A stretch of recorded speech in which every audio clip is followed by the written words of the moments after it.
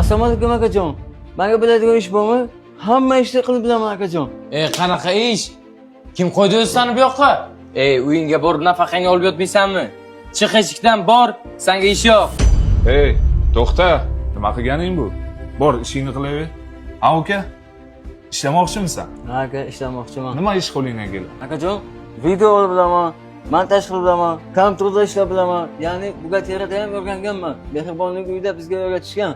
Yo'q, kompyuterda ishlashni ham bilasanmi? Ha, kompyuterda ham ishlab bilaman aka. Unday bo'lsa ki, bizni qiladigan ishimiz Kim bu? Abror akami? Abror aka. Assalomu alaykum. Tinchlikmi akajon? Shaxsan o'zingiz kelibsiz? Bizni kompaniyamiz uylarini sotuvi bilan kim shug'ullanyapti? Mana biz shug'ullanyapmiz aka. Bizni mijozlar bilan kim gaplashyapti? Mana bizni xodimlarimiz gaplashyapti. Aka, biror muammo bo'lsa ayting. O'sha qaysi xodimiz? Ko'rsating menga. Mana Pyotr. Buyoqki. Labay. Mana shu bola shug'ullanyapti. Rostdan shumi? Ha? Nima qilib qo'yganingni bilasanmi, uka? Yo'q akajon, tinchlikmi? Aka, biror muammo bo'lsa, men o'zim bartaraf qilaman. Sen nima qilganingni bilasanmi? Yo'q.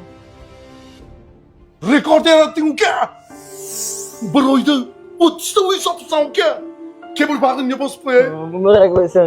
Rahmat. Shahzodjon, kompaniyamiz nomidan bir xonalik uyni shunga sovg'a qilyapmiz. Ana, mehnatlaring natijasi bu. Bizni sotuv bo'limiz hatto bu ishni qila olmadi.